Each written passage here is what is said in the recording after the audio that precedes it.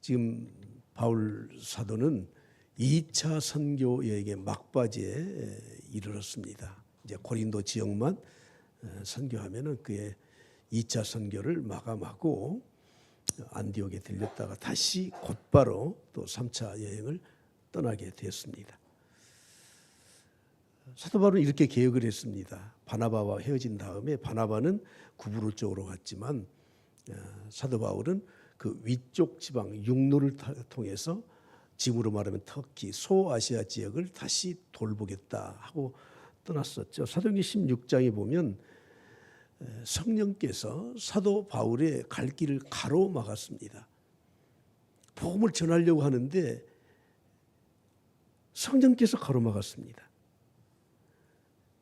그래서 무시아에서 비두니아로 좀 이제 올라가서 말씀을 전하려고 해도 그래도 예수의 영이 허락지 아니었다고 말씀하고 있고, 그래서 어쩔 수 없이 드로아에 머무르게 됐는데 환상 중에 마게도냐 사람이 손짓을 하는 겁니다. 건너와서 우리를 도와주시오. 그래서 사도 바울은 그것을 인정하고 드로아에서 배를 타고 사모드라게라고 하는 곳으로 갔습니다.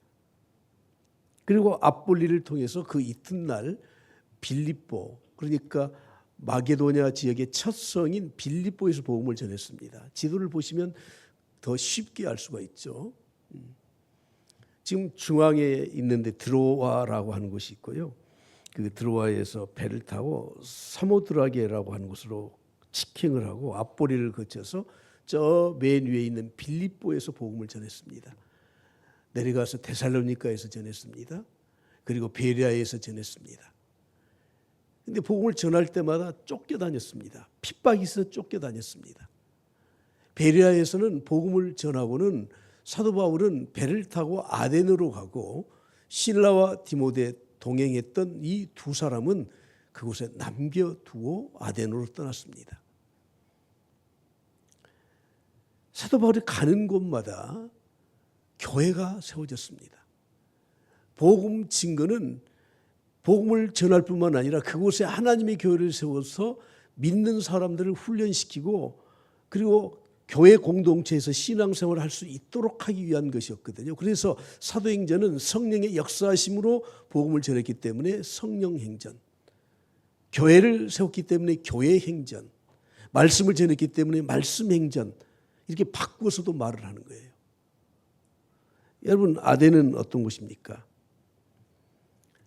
아덴은 그때 당시 로마의 지배를 받았던 식민지로 전락해 있었지만 교육과 철학과 문화와 모든 부분의 중심지였습니다. 베레아에서 바울 혼자 자기를 인도한 사람을 따라서 배를 타고 약 5일 정도 지난 다음에 아덴에 머무른 다음에 사도 바울이 너희들이 돌아가면은 빨리 디모데와 실라를 보내라. 그리고 적어도 사도 바울이 혼자 아덴에 머물렀던 기간이 약 10일 정도, 길게 잡으면 2주 정도를 머무르면서 아덴을 돌아보던 그런 환경에서 일어났던 일입니다. 다시 말씀드리지만 사도 바울이 복음을 전했던 모든 곳에서는 교회가 세워졌어요. 아무리 작은 마을이라도 복음을 전하면 그곳에 믿는 사람들이 생기고 그곳에 또 교회를 세우고 또 떠났습니다. 그런데 아덴만은, 이 아테네만은 교회가 세워지지 않았습니다. 오늘 그 이유와 그리고 아텐 사람들이 어떻게 살았던가, 어떤 것을 추구하고 살았던가 하는 것을 말씀을 드리고자 합니다. 아테네는 BC 5세기에 전성기를 이루었던 도시입니다.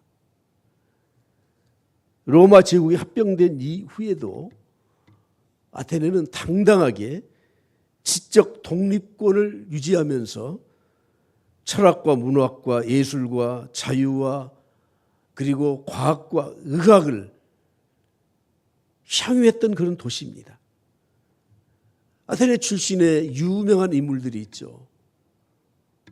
소크라테스, 플라톤, 아리스토텔레스, 그리고 서양 의학의 아버지라고 불리는 히포크라테스, 수학자요 물리학자요 철학자인 피타고라스, 그리고 아테네를 그리스를 통일했던 알렉산더 대왕, 이런 출중한 인물들이 있었던 도시입니다. 특히 지금 2500년 가까이 내려오는 올림픽 경기의 가장 하이라이트 경기 마라톤이라고 하는 이 육상 경기가 바로 그 아테네에서 시작되었습니다. 아테네가 페르시아 군과 전쟁을 했었는데 도저히 아테네가 페르시아 군을 이길 수가 없는 그런 전쟁이었습니다. 그런데 이 마라톤이라고 하는 이 광야에서 마라톤 들판에서 아테네가 페르시아를 정복을 해버렸습니다. 그 광경을 본 병사 한 사람이 약 40km가 되는 그 거리를 7주를 해서 부상을 입고 죽기 직전에 40km를 달려와서 아테네 사람들에게 이렇게 말했습니다. 우리가 승리했습니다. 아테네 시민들이여 기뻐하십시오 하고 생명을 거두었습니다. 그래서 그것을 기념해서 요즘은 42.195로 다 확정됐지만 마라톤 경기가 2500년 가까이 지금 이어지고 있는 겁니다. 아테네는 유명한 도시입니다. 명성을 누렸던 도시입니다. 헬레니즘 문화의 중심지였습니다. 로마에게 정치적으로는 정복을 당했지만 식민지였지만 아직도 건재하게 아테네는 존재하고 있었습니다. 사도 바울은 혼자 아테네에 머물면서 약 10일에서 보름 정도 이 기간 동안에 아테네를 둘러보았습니다. 그가 관광을 한 건 아닙니다. 그곳에 머물면서 그 지역을 돌아다니면서 그가 첫 번째 본 것이 무엇입니까? 우상을 보았다는 거예요. 영적 시각으로 우상을 보았습니다. 고대 그리스 도시는 도시마다 가장 높은 곳에 아래를 다 내려다볼 수 있는 그런 높은 곳에 그들은 아크로폴리스라고 하는 광장을 만들었습니다. 청교도들이 미국에 건너가서 그들이 이 다운타운의 가장 중심부에 무엇을 세웠죠? 교회를 세웠습니다. 가장 좋은 자리에 중심부에 교회를 세웠던 것처럼 이들도 마찬가지로 아크로폴리스라고 하는 광장을 만들고 그곳에 신전을 세워요. 그들이 섬기는 신전을 세워요. 아테네에 있는 이 아크로폴리스에 세워진 신전 이름이 뭐죠? 파르테논 신전이에요. 세계 문화유산 1호입니다. 그리스를 가보신 분은 여러분들은 다 아시다시피 지금 다 황폐화되고 기둥만 중간중간 남아 있습니다. 아테네에는 이 파르테논 신전 외에도 니케 신전, 또 아테나 여신의 야외 조각상들, 에레클레이온 신전, 그리고 아테나 신전, 아크로폴리스 남쪽에 가보면은 디오니소스라고 하는 극장에 약 17,000명 정도 수용할 수 있는 야외 극장이 있습니다. 그리고 동남쪽에는 제우스 신전이 있는데 이 제우스 신전은 기둥만 100개예요. 기둥만 100개. 가장 그리스의 가장 큰 신전입니다. 사도 바울은 디모데와 실라가 오기까지 약 열흘에서 보름 가까이 그런 것들을 보게 된 거예요. 오늘 본 말씀 16절을 다 같이 보실까요? 시작. 그 성에 우상이 가득한 것을 보고. 여러분 관광객들은 가서 감탄을 하죠. 2000여 년 전에 2500년 전에 이런 도시가 세워졌다니. 아마 사도 바울은 관광하는 차원에서 보았다면 대단하다. 우리도 교회를 이렇게 세워야 되겠다. 이렇게 마음 먹었겠지만 영적 시각으로 보니까 그 아테네가 온통 우상으로 가득한 도시라는 것을 보았다는 거예요. 여러분 이 가득했다 하는 이 말은 신약성경에서 헬라어로 딱 한 번 이 단어가 쓰이는데 이 뜻이 무엇인 줄 아십니까? 아테네 도시가 우상 밑에 있다 하는 그런 뜻입니다. 다른 말로 바꾸면 우상으로 뒤덮였다, 우상에게 푹 잠겨 있다, 도시 자체가 우상들의 숲이다, 그런 뜻이에요. 가는 곳마다 신전이 있고 우상들이 있습니다. 당시 그리스의 음유 시인이 아테네를 이렇게 표현을 했습니다. 아테네는 사람을 발견하는 것보다 신을 발견하는 것이 더 쉽다 할 정도입니다. 여러분, 참 아이러니하지 않습니까? 당시에 세계의 모든 문화를 주도하는, 철학을 주도하는, 과학을 주도하는 바로 그런 도시에 이런 우상들이 이렇게 많이 있다는 것은 너무너무 아이러니컬한 사건 아닙니까? 그런데 여러분, 바울 이후에 2000년이 지난, 아테네의 번성기가 지난 2500년이 지난 지금은 어떻습니까? 일본의 미신을 섬기는 사람들, 그 우상들이 몇 개나 되는 줄 아세요? 일본에는 놀라지 마십시오. 800만 개의 우상이 있어요. 800만 개의 신이 있어요. 집집마다 자기들의 신을 섬겨요. 여러분, 지금 일본은 우리보다 개인의 소득은 1인당 GNP는 우리보다 낮아요. 우리는 세계에서 30인데 일본은 작년 말에 36이에요. 그러니까 우리가 개인적인 소득은 더 높아요. 근데 보십시오. 그렇게 과학이 발달하고 소득이 높고 그래도 일본의 우상이 몇 개라고요? 800만 개, 800만 개. 그럼 미국은 어떻습니까? 기독교 정신으로 청교도들이 건설했던 미국은 어떻습니까? 요즘 세계의 많은 나라들 가운데 영적으로 가장 타락하고 있는 나라가 미국이라는 거 아십니까? 자본주의 참 좋지만 그게 물질 만능주의가 되어서 돈이면 전부입니다. 사람들이 명예를 얻기 위해서 그들은 하나님을 저버립니다. 더군다나 성적 쾌락을 위해서 그들은 모든 것을 다 팔아먹었습니다. 동성애 연애가 합법적으로 자행되는 나라들이 과거 기독교 국가였던 유럽과 특히 미국입니다. 미국이 앞장서면 다른 나라들은 다 따라오게 되어 있습니다. 성공이라고 하는 우상을 섬기면서 그들은 하나님을 이미 저버린 지 오래입니다. 제가 중고등학교 때 들었던 말이지만 이미 유럽이 벌써 60년 전에 유럽에 점쟁이들이 그렇게 많다는 거예요. 그것이 미국으로 건너갔습니다. 동양의 철학이라고 하면서 그들은 지금 손금을 보고 있습니다. 타로점 보고 있고요. 돈이 생기면 파티합니다. 돈이 생기면 놀고 춤추고 그런 것들이 만연되어 있습니다. 영적으로 타락해 있는 우상의 도시가 미국에서 지금 건설되고 있습니다. 그러면 우리 대한민국은 어떻습니까? 세계사에서 대한민국은 샤머니즘 국가라고 부르고 있습니다. 그거 아니라고요. 천만의 말씀. 항공사에서 최신 비행기를 항공기를 들여온 다음에 항공사 회장을 비롯해서 임원들이 정장을 하고 돼지머리 놓고 절하고 사고 나게 하지 말라고. 여러분, 이런 나라가 세계 어디에 있습니까? 드라마나 영화를 제작한 이후에 영화 감독과 배우들이 돼지머리 놓고 입에다 돈 끼워 놓고 흥행해달라고 비는 나라가 세상에 어디 있습니까? 이 대한민국이 샤머니즘 천국이에요.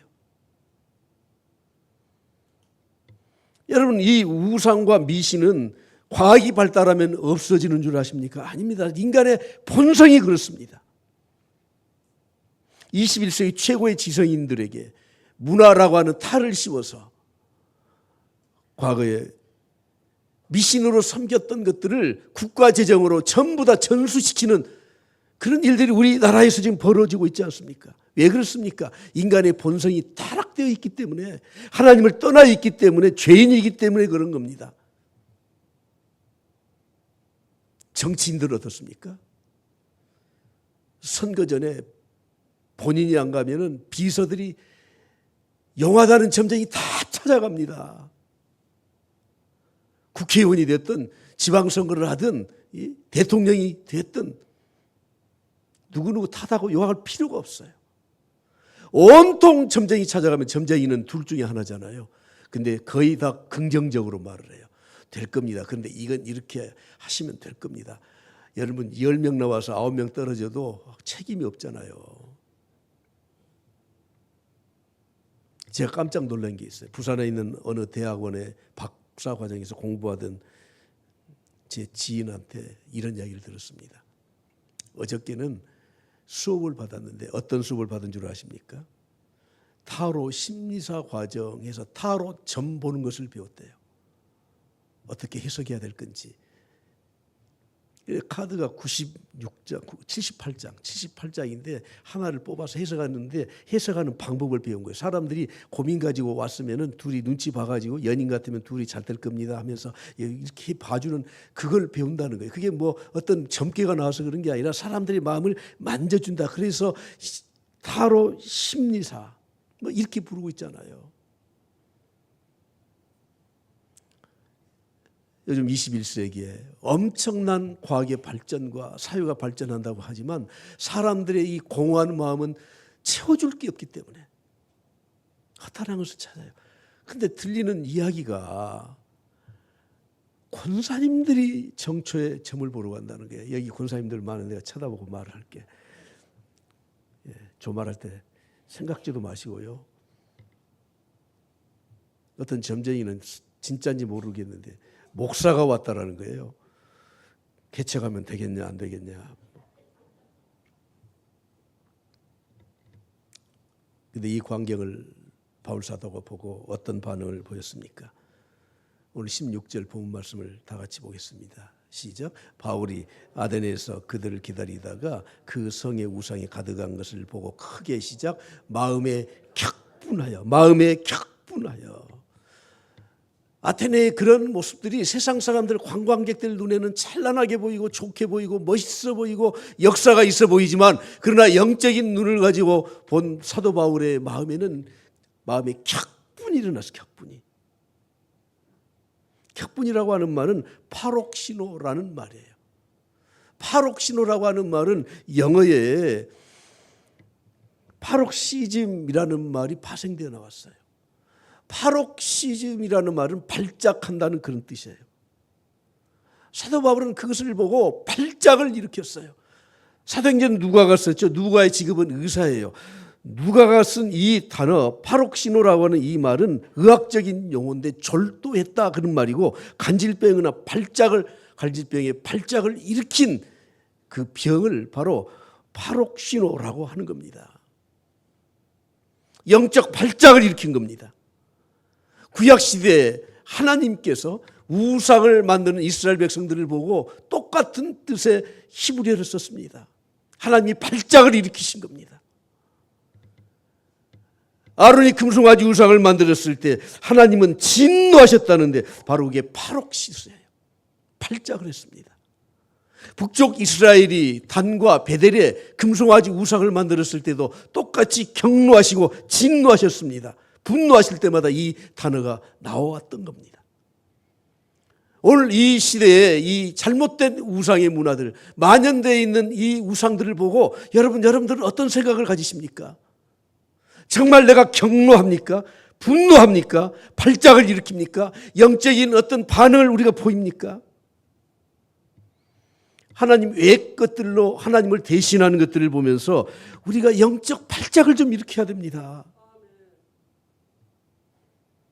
헬라어 원문에 보면 이 파록시스라는 말에 그 뜻의 뿌리를 찾아가 보면 바울 속에 있는 그의 영이 격분했다. 이렇게 해석을 해야 돼요. 영이 격분했어요. 영이 분노했어요. 거룩한 분노입니다. 예수님이 가시셨던 분노입니다.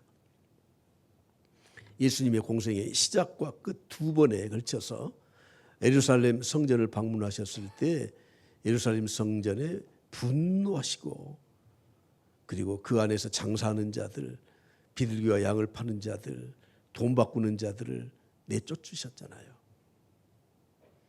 그들의 돈 바꾸는 상을 뒤집어 엎었습니다. 뒤집어 엎었어요. 노끈으로 채찍을 만들어서 그들을 후려쳤습니다. 이 광경을 칸타타로 표현한 음악을 제가 연주를 했는데 그때 예수님의 목소리는 테너예요. 가장 높은 소리로 까랑까랑한 목소리로 표현했더라고. 그리고 채찍을 때리는 소리를 악기로 했어요. 쫙! 쫙! 얼마나 실감이 나는지.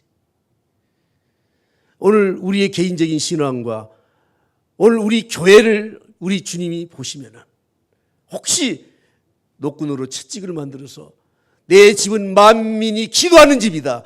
왜 강도의 구례를 만드느냐 하고 책망하지 않으시겠다는 보장이 어디에 있습니까? 사도 바울이 느꼈던 이 분노는, 격분은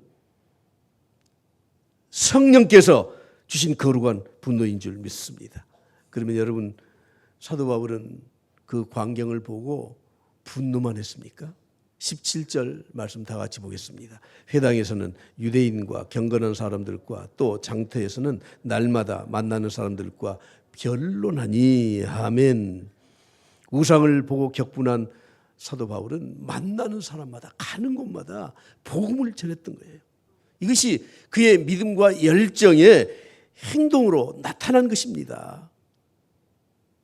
회당은 유대인들이 모이는 곳이에요. 안식일마다 모여요. 사도 바울은 안식일마다 유대인의 회당에 갔습니다. 아테네에 있는 이 회당에 갔습니다. 그곳에서 복음을 전했습니다. 그곳에는 유대인들도 있고 이방인이지만 개종했던 또 이방인도 있고 이방인이었지만 경건한 마음을 가지고 하나님 말씀을 배워보겠다고 하는 그런 초신자격인 그런 이방인도 있었습니다. 회당은 말씀을 배우는 곳이기 때문에 두루마리 성경 하나를 택해서 읽고 그리고 설교할 수 있었습니다. 사도 바울은 가는 곳마다 말씀을 선포했습니다. 그 말씀의 핵심은 전부 다 예수 그리스도의 십자가의 부활로 귀결되는 것이죠. 안식일에 오전만 전하는 것이 아니라 점심 먹고 또 성경을 토론하고 가르치고 하루 종일 안식일에서 그런 사역을 했었던 거예요. 특히 장터에서 만나는 사람마다, 장터라고 하는 곳은 아고라라고 부르는 곳인데 그곳은 물건만 사고 파는 곳이 아니라 집회와 재판과 그리고 자유 토론을 하는 그런 장소였었습니다. 공개 광장입니다. 그곳에서 말씀을 전했습니다. 그랬더니 이런 반응이 일어납니다. 18절 다 같이 보겠습니다. 어떤 에피쿨로스와 스토아 철학자들도 바울과 쟁론할세 어떤 사람은 이르되 이 말쟁이가 무슨 말을 하고자 하느냐 하고 어떤 사람은 이르되 이방 신들을 전하는 사람인가 보다 하니 이는 바울이 예수와 부활을 전하기 때문이러라. 여러분, 에피쿨로스 학파는 무신론자예요. 요즘도 이런 철학을 가진 사람들이 많아요. 그 사람들의 생의 목적은 무엇입니까?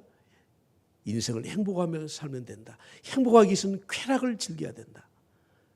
그래서 그들은 항상 돈이 생기면 파티하고 쓸데없는 생각은 정신건강에 해롭다고 하지 않고 천국이나 내세에 대해서는 부인하고 종교를 부인하는 사람들이에요.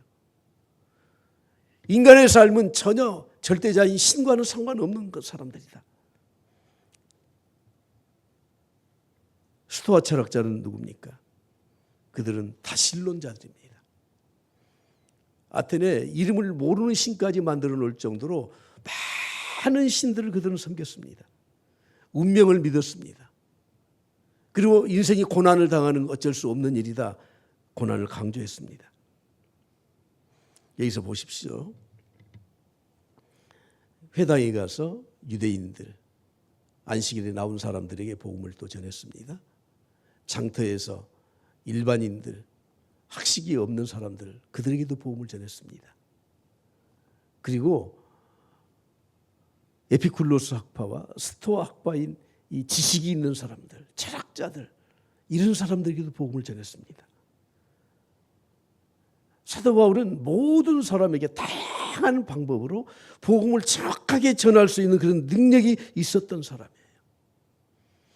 회당에 모인 사람 가운데도 보면 여러분 유대인도 있지만 이방에서 돌아온 유대인도 있고 아직 믿음을 갖지 않고 하나님을 모르는 사람도 있어요. 교회에는 신앙이 깊은 사람도 있고 처음 교회 나와서 아직 신앙이 무엇인지 잘 모르는 사람도 있고 어쩔 수 없이 대접해 주느라고 안에 따라와서 교회에 앉아있는 사람도 있고 수많은 사람들이 있습니다. 교회에는 학식이 있는 사람도 있고 없는 사람도 있고 사회에서 죄를 저질러서 전과자도 있고 아직도 타락한 삶을 살아가면서 끊지 못하는 사람들도 있고 수많은 사람들이 있는데 교회는 전천후에 복음을 전할 수 있는 준비와 그런 실력을 영적 능력을 갖추어야 된다고 하는 것입니다. 우리가 복음을 전하는 곳은 모든 곳이어야 됩니다. 이번 연휴에 혹시 여러분들이 만나는 사람들 그들에게 복음을 전할 수 있는 계기가 될 수 있기를 간절히 축복합니다. 여러분 오랜만에 만났는데 앉혀놓고 요한복음 3장 16절 펴고 말씀을 전하면 오히려 마음을 닫아요. 그들이 관심을 갖게 해야 돼요. 괜찮아 보이네, 좋아 보이네. 그들이 관심을 가져야 돼 나에게. 그러면 우리는 이렇게 말을 해야 돼요. 당연한 거죠. 아, 하나님이 도우셔서 또 그 말 아니 정말 하나님이 도우셔서 들어봐봐. 하나님이 이렇게 도우셨다니까. 우리의 삶을 통해서 그들에게 관심을 갖도록 하고 그리고 그들이 자연스럽게 관심을 갖고 묻든지 묻지 않든지 우리는 하나님을 그곳에서 증거할 수 있어야 되는 겁니다. 장터 아우라는 좀 어수선한 곳이죠. 이런 논쟁을 벌이던 이 사람들이 아레오바고라고 하는 곳에 사도 바울을 초청합니다. 아레오바고는 공식적인 모임을 갖는 곳이에요. 그곳에서는 철학을 논하고 그리고 그들은 그곳에서 때로는 어떤 정책을 논하는 그런 장소가 아레오바고예요. 19절 다 같이 보겠습니다. 시작. 그를 붙들어 아레오바고로 가며 말하기를 내가 말하는 이 새로운 가르침이 무엇인지 우리가 알 수 있겠느냐. 이제 관심을 가지고 사도 바울에게 묻습니다. 그래 우리가 조용하게 가서 우리가 한번 논쟁을 해보자. 네 말 좀 들어보자.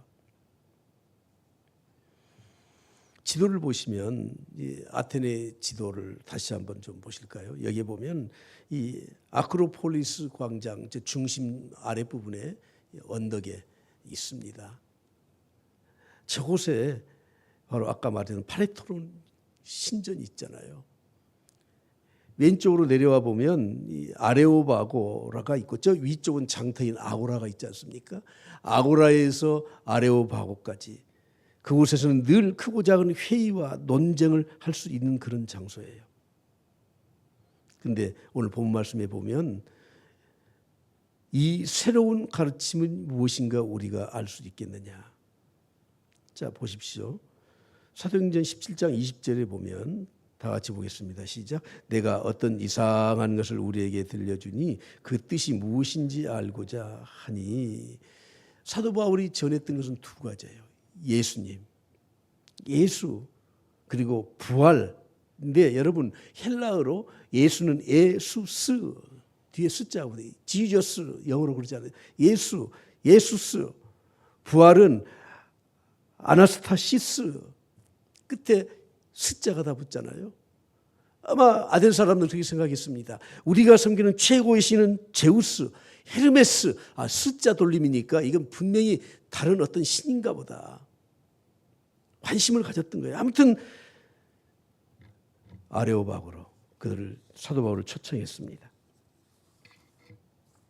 여러분 지금도 이 아레오바고에 가면 사도행전 7장 23절에서 22절 31절까지 사도 바울이 설교했던 내용이 헬라어로 기록되어서 기념비로 동판이 붙여져 있습니다. 이건 역사적 사실입니다. 그런데 이들이 가졌던 호기심은 우리가 인생이 힘들고 어려워서 하나님 믿겠다 하는 마음이 아니었다는 거예요. 단순한 지적 호기심이에요. 어떤 지적 호기심입니까? 새로운 것에 대한 지적 호기심입니다. 21절 이렇게 말씀합니다. 모든 아덴 사람과 거기서 나그네 된 외국인들이 가장 새로운 것을 말하고 아레오바고에서는 항상 가장 새로운 것을 말해요. 이것을 듣는 것 이외에는 달리 시간을 쓰지를 않아요. 다시 말하면 새로운 것에 대한 그런 호기심, 지적 호기심, 지적 허영심, 나는 새로운 것을 알고 있다 하는 그런 허영심과 호기심 때문에 사도 바울을 아레오바고로 데리고 가서 초청해서 예수 그리스도와 부활에 대해서 듣기를 원했었던 것입니다. 오늘 저는 이 말씀을 좀 마지막으로 결론으로 드리고 싶습니다. 여러분, 우리가 사는 이 세상은 항상 새로운 것이 나와요. 신상품이 너무너무 많이 쏟아지지 않습니까? 새로운 지식들이 또 많이 쏟아지지 않습니까? 그래서 사람들은 온통 지나간 것에 대한 관심보다는 새로운 것에 대한 관심이 너무 많아요. 2000년 전이나 지금이나 똑같습니다. 그러나 우리가 하나님을 믿는 사람들로서 진리를 믿는 우리들로서 가져야 될 호기심은 새로운 것이 아니에요. 성경은 우리에게 분명히 말씀합니다. 해 아래 사람들이 사는 이 역사 속에 새 것은 없나니라고 분명하게 말씀하고 있습니다. 세상에 새 것은 없습니다. 과거에 있던 것이 다시 또 반복될 뿐입니다. 모습만 좀 바뀔 뿐입니다. 그러므로 우리는 추구해야 될 것이 새로운 것에 대한 추구가 아니라 바른 것, 올바른 것, 진리에 대한 탐구, 그것에 대한 관심, 그것에 대한 우리의 이 초점을 맞추고 세상을 살아가야 하지 않겠습니까? 사람들에게 접촉점을 좀 찾으려고 사도 바울이 그렇게 노력해서 예수 그리스도에 대해서 부활에 대해서 말씀을 전했음에도 불구하고 이 사람들이 생각하는 것은 새로운 것이기 때문에 복음을 받아들이지를 않아요. 어쩔 수 없이 아덴을 떠나요. 이미 말씀드린 것처럼 사도 바울이 복음을 전했던 곳은 작은 도시, 베레아 같은 작은 도시. 그곳에도 꼭 교회는 세워져요. 왜냐하면 복음으로 변화된 사람들이 하나님의 교회를 소중히 여겼기 때문에 그런 겁니다. 그러나 아덴에는 교회가 세워지지 않습니다. 여러분, 오늘 우리 주위에 있는 대도시, 유명한 도시를 보십시오. 얼마나 찬란합니까? 얼마나 새로운 유행들이 많이 나옵니까? 뉴욕에서 유행했던 거 금방 세계에 퍼져요. 파리에서 유행했던 거 요즘은 그냥 전격적으로 세계 모든 나라에 다 퍼져요. 뉴욕, 파리, 런던, 로마, 베이징, 도쿄, 여기에 서울 빼면 안 되죠. 서울. 온통 새로운 것에 관심이 있어요. 요즘 대도시의 특징은 새로운 것이에요. 제가 처음 컴퓨터를 샀을 때가 약 35년 가까이 되는데 그때는 컴퓨터 그 프린트까지 도트 프린트 뭐 해가지고 프로피 디스크에 넣어서 하는 거 200 몇십만 원 줬거든요. 벌써 35년 전에. 금방 골동품 되더라고. 놔두고 보고 있을 걸 그거 갖다 버려버렸네. 새로운 거예요. 금방 내일 모레면 또 구식이 돼요. 구식이. 새로운 옷, 새로운 헤어스타일, 새로운 화장법, 새로운 디자인. 여러분 유행 따라가지 마십시오. 어떤 분이 그러더라고. 옷장에 수십 벌의 옷이 있는데 입을 만한 게 한 벌도 없대. 왜 그런 줄 아세요? 새 것이 없으니까. 그 옆에 듣던 사람이 또 그러더라고. 30년만 기다려봐. 지금 것이 그때는 유행해. 그때 입으면 돼. 여러분들 30년만 기다리면 신상품으로 다시 거듭날 줄 믿습니다. 새로운 거 찾지 마세요. 올바른 것, 진리, 진리의 두 가지 특징이 무엇입니까? 진리는 유일해야 돼요. 이미테이션이 없어요. 진리는 영원해야 돼요. 가다 변질되면 진리 아니에요. 오직 예수 그리스도 복음, 하나님의 말씀만이 영원한 진리인 줄 믿습니다. 오늘 마지막으로 우리 모두가 다시 한번 생각합시다. 우리 눈에 보이는 게 뭡니까? 새로운 것만 보입니까? 아직도 세속적인 사고에서 떠나지 못한 겁니다. 우리가 보는 건 영적인 것을 보아야 됩니다. 아무리 좋아 보여도 그것을 하나님 떠나면 그건 휴지 조각이에요.